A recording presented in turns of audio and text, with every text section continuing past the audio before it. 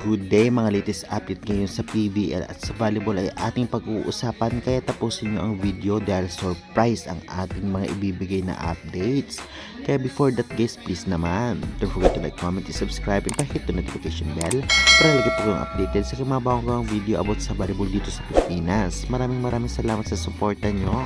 Latest update po muna tayo ngayon dito kay Dina Wong. Latest ngayon niya na post ito sa kanyang IG account kung saan nag-flex na naman siya ng kanyang endorsement. Congratulations at deserve mo yan Dina Wong dahil isa yan sa mga blessings mo.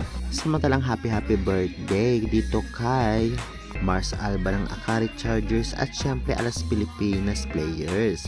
At happy birthday din ngayong araw dito kay Bea General at dito kay Ponggawi Gaston. Happy birthday din sa'yo. Samantalang didiwang naman ang PLDT High Speed Hitters ng pagiging kampyonato nila ng nakaraang PBL on Tour.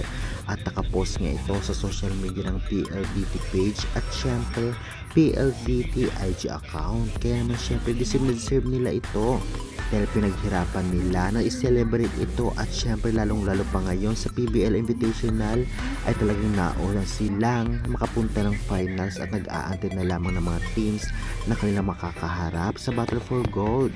Kaya congratulations ang nagsama-sama naman dito sa picture na ito ang PLDT players ngayon na dating DLSU players. Congrats! Samantalang congratulations Jaja Santiago sa bago mong team. Ito ay ang Denso Eribes. Grabe, napakalakas nito, lalong lalo pa kung babalik si Gia dito ay talagang Jaja Gia connection ang ating matutunghayan dahil lumipat na nga siya ng team at dito pa sa Denso Eribes na dating team ni Gia Morado. Congratulations at tiyak kung lalong lalakas ang Denso dahil kay Jaja. Samantalang ito naman ang schedule na magaganap sa PBL bukas. Reminder nga to at unang maglalaban nga ay ang Signal at Kobe Shinua August 28 4pm at susundan naman ang PLDT versus Sauce Coffee 6:30pm.